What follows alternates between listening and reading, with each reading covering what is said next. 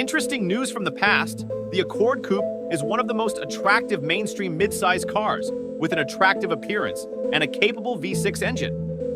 Unfortunately, the Japanese manufacturer killed the Accord Coupe some time ago and only kept the sedan version in production. However, this could change with the arrival of the 11th generation. The new model has already had its premiere, and some sources state that the company is also working on a two-door version, which will arrive as the 2025 Honda Accord Coupe.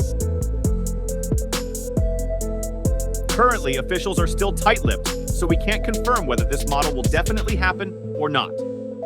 However, that doesn't mean we can't speculate about the possible design characteristics of the revived body style. However, make sure to take the following paragraphs with caution. As at this moment, the officials are still keeping their mouths shut, which means that we are unable to decide whether or not this strategy will surely be implemented. On the other hand, this does not indicate that we are unable to speculate on the likelihood of the design characteristics of the reinvented body type that was designed for the automobile.